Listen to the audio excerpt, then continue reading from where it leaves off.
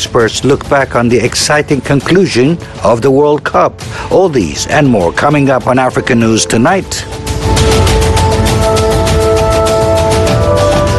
First, our top story. Sudanese security forces are using stun grenades and tear gas to disperse hundreds of protesters rallying in Khartoum on the 4th anniversary of the uprising, which led to the ouster of longtime leader Omar al-Bashir. Nasreen El-Sayam, a Sudanese youth protester in Khartoum and chair of the UN Secretary-General's Youth Advisory Group on Climate Change, describes the scene unfolding today to VOA's Carol Van Dam. There is a massive protest that started in the regular paths towards the palace, the presidential palace, and all of the bridges leading to the palace, the two nearest bridges, which is the McNamara Bridge and the White Nile Bridge, are closed with big containers. Yet the group from Khartoum and the protests were so big, and there's a lot of protesters, and also there's a lot of forces. Big number of tear gases are being, excuse me if I'm crying a bit, there's a lot of tear gas in the air. And also there's a lot of injured people. The protesters use motorcycles as small ambulances where ambulance cannot reach the areas where there's a massive engagement. So they use the motorcycles, and there's a lot of motorcycles that went to the hospital already. A lot of people are injured. We thought also that with the signing of the agreement, maybe the violence against the protesters will go a bit lower. Unfortunately, it's definitely not the case. And people are still demonstrating. There's big groups. So what happens is there's a group, and then they try to make a box around it so the group doesn't move forward. So the boxes sometimes succeed breaking the path of the protesters, but sometimes not. So basically now we have three groups or three boxes, as they call it. Sometimes the protesters break the box and go inside, but as a lot of protesters already noticed, these tear gas that they are using now are by far harder than the one they used before. Also, the violence is increasing. Until now, there is no gun firing with live gunfire. We've heard from Reuters that the Sudanese security forces are also using stun grenades. Have you seen that? Yes. I have heard it, not seen it. I can hear the sound, but it's not in the area where I am. Maybe because normally as the protesters are going closer to actually break the box, the forces goes more wider to stop the movement and to stop the protesters. So I think our group is not very much advanced. That's why they didn't use the extra weapons with us. But in other areas, I can still hear it. Yes. So tell me about the size of the protests. We're hearing that they're the biggest in several months. Is that true? Well, it is somehow true, but it's also not very much, because unfortunately the size of the protest is normally measured by how many people in one area, and this is not correct, because especially after closing the bridges, most of the protesters became non-central. So we have one in Khartoum North, or we can call it Bahri, we have one in Omdurman, and we have one in Khartoum. The one in Khartoum is really big and quite bigger than the ones before, that is true, but when you calculate the whole number, it is a massive protest. Unfortunately, because they closed the bridges, we are not able to gather in one place as we used to do before. That's Nasreen El-Sayam, a protester in Khartoum, describing today's demonstrations, as Sayam is chairperson of the UN Secretary-General's Youth Advisory Group on Climate Change. She was speaking with VOA's Carol Van Dam via Teams from the Sudanese capital.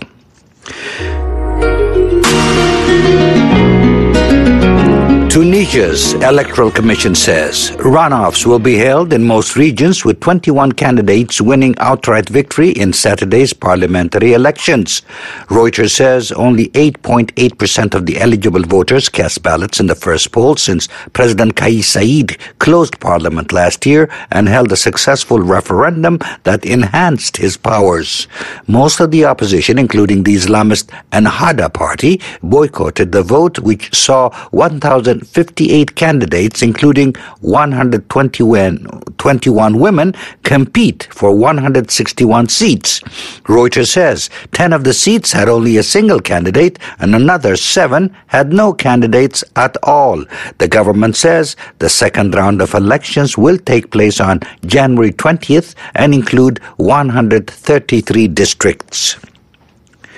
In South Africa, President Cyril Ramaphosa has retained the leadership of the governing African National Congress, the ANC, at the party's elective conference in Johannesburg. His re-election mandates him to take the ANC into national polls in early 2024 and to continue his fight against corruption. But as Darren Taylor reports, the conference has revealed an ANC in sharp decline, racked by infighting. Ramaphosa Cyril, his total is 2,476. The moment Ramaphosa's re-election was confirmed, with 5,000 delegate votes from 9 provinces up for grabs, he beat his closest rival, former Health Minister Zweli Mkhize, by about 600 votes. Animosity was sparked between the former friends earlier this year, when the president's anti-corruption task force arrested and charged Mkhize for alleged financial crimes related to COVID pandemic funds. At the conference, ANC members who remain loyal to former President Jacob Zuma, ousted by Ramaphosa at the same event 5 years ago, tried to disrupt proceedings and sway votes away from the incumbent and toward Mkhize. But Ramaphosa stood firm, promising renewal and rebirth of an organization becoming increasingly unpopular because of corruption, rising unemployment and crime, and debilitating electricity outages.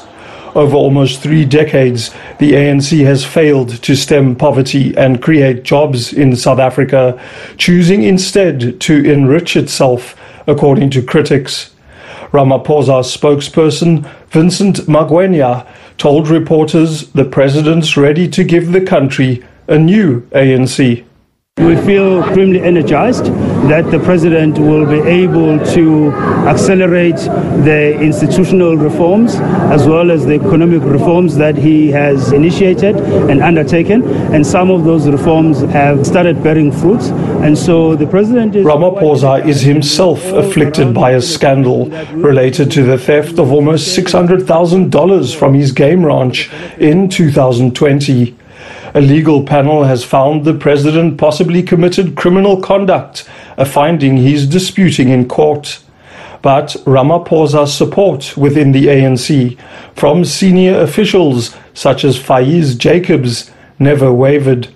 We believed in him and we continue to push the renewal agenda, and I think we are very happy, we're over the moon that our president has very decisively, very emphatically showed and demonstrated the confidence of all of our branches, and it is a unity and renewal vote of confidence in the presidency. Jacobs, like many in the ANC, presents the clear dissent and division within the ruling party as healthy democracy. We all had our different preferences, we all had our favorites, but now that leadership represents us as the ANC. So let's rally, let's defend, let's consolidate around that. And I don't want to have this thing about them and us. We are one ANC now. But even top party members say the internal power struggles, many to do with who controls government money, are destroying the ANC. Political analyst Sam Mkokeli says being at this conference was like attending the ANC's funeral. He says the party is riddled with criminals and incompetents who won't allow Ramaphosa to make the sweeping good governance changes necessary to turn South Africa around. So you can actually put money on it. The ANC will fall below 50% in the coming election, and they seem not to understand that. They seem unprepared to be dealing with the consequences or even doing a substantively different work and approach to avoid that.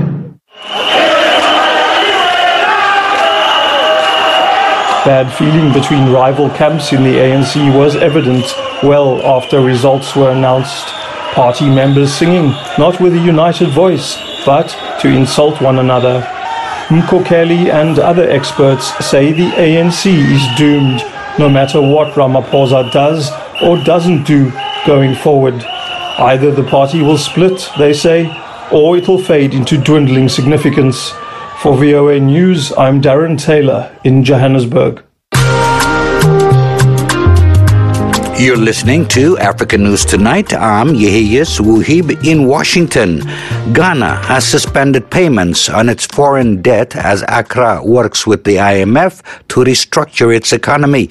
According to the French news agency AFP, the foreign ministry says the new policy will suspend all service payments on Eurobonds, commercial term loans, and most bilateral debt. AFP says the government spends more than half of its revenues on paying off loans.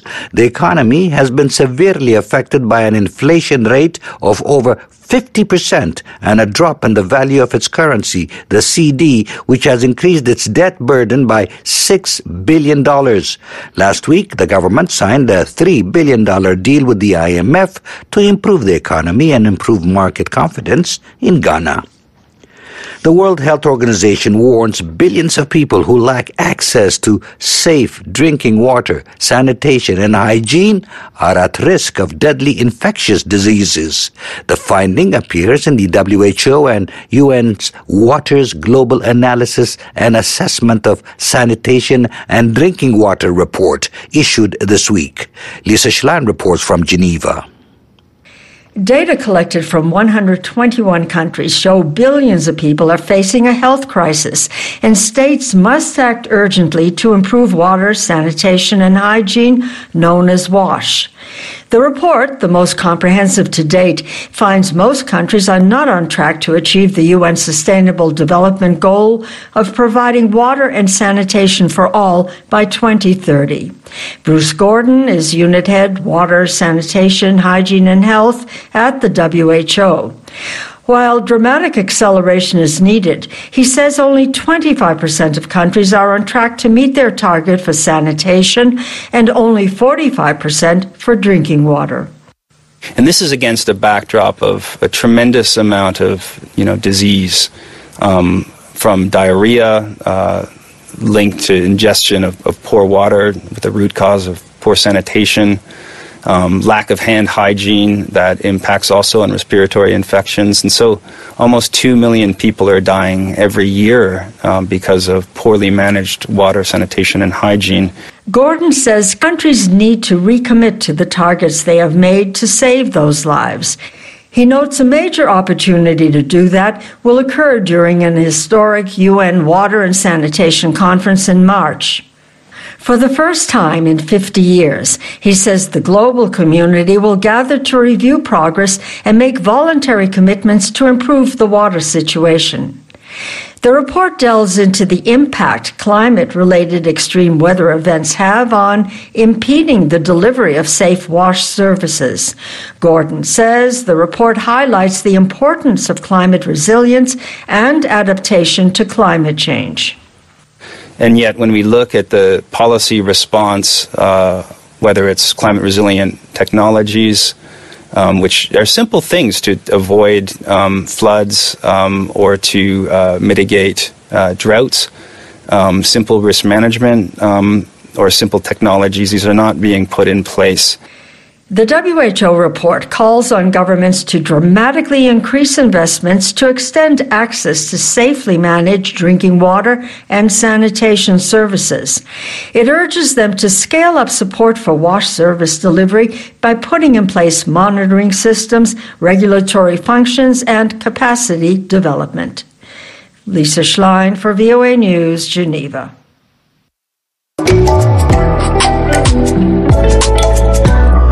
Dutch Prime Minister Mark Rutte today officially apologized for the Netherlands' 250 years of involvement in slavery, calling it a crime against humanity. In the first of the former Dutch colonies to react, Aruba's Prime Minister, Minister Evelyn Wever-Kroes, accepted the apology, but others, like the island of Saint Martin, said they did not accept it. In his speech at the National Archives in The Hague, Rutte said the Netherlands bears responsibility for the great suffering inflicted on enslaved people and their descendants.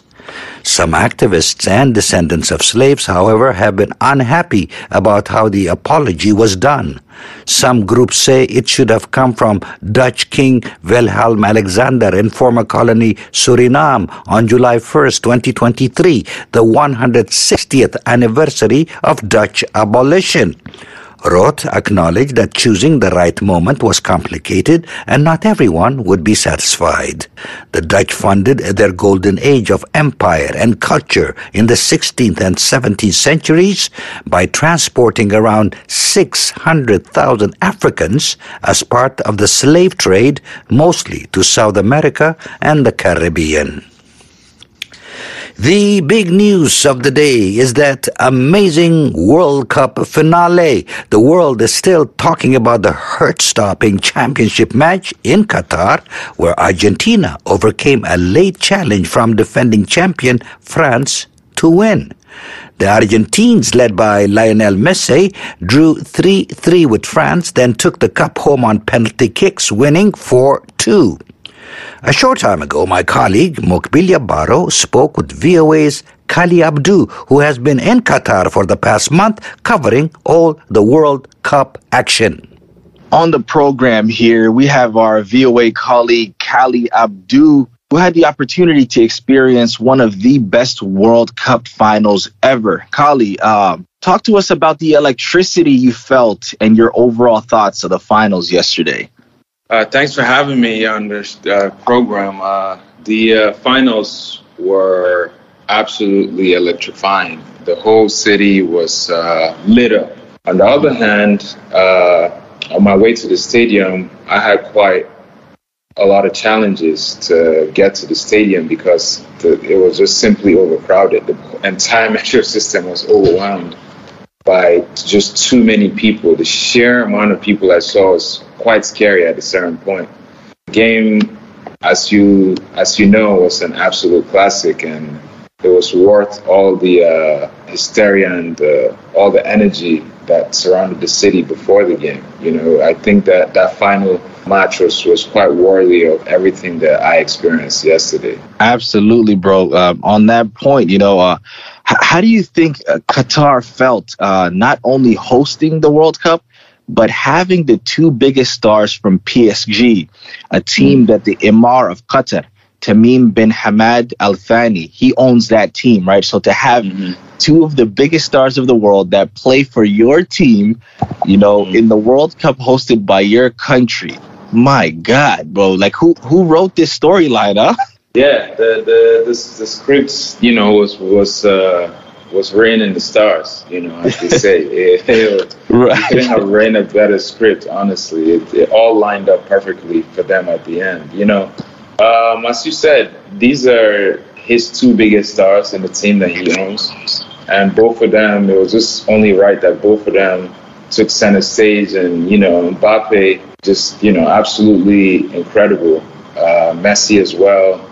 And at the end of the day, when they were handing the trophy to Messi, when the Emir put that cloak, he put that traditional cloak on Messi, or whatever they call it. Yeah, it was. I guess that signified what you're talking about. Right. Crowning moment almost.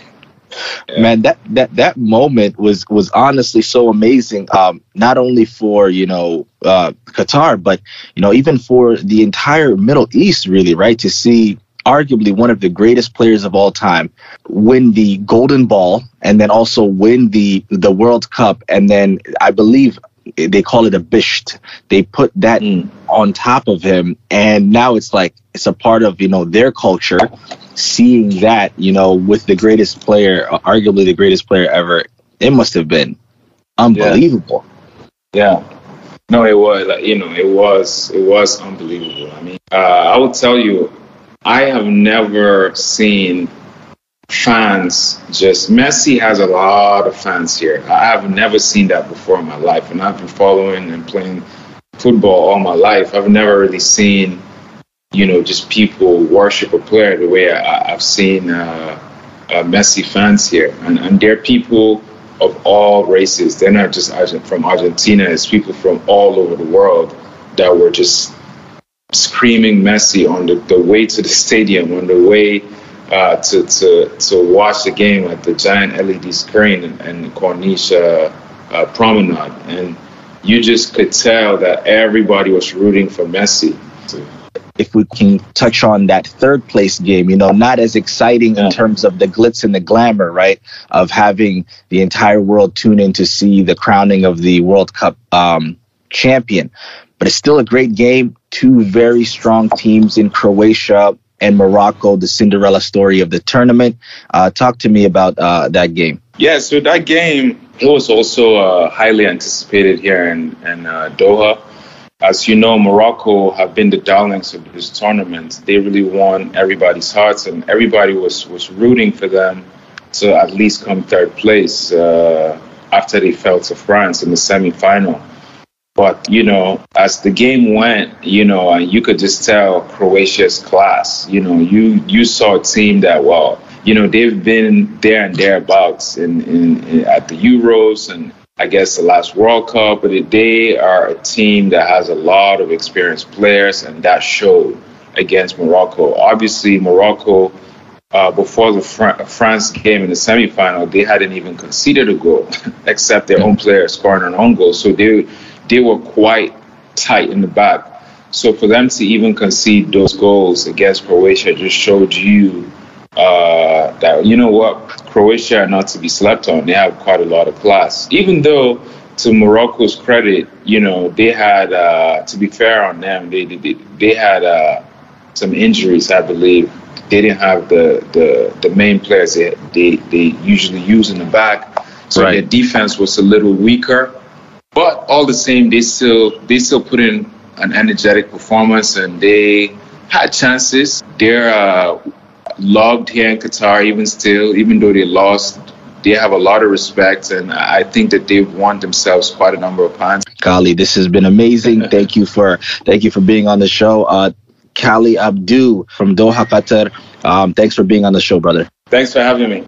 That was VOA's Mokbil Barro speaking with our colleague Kali Abdu in Qatar.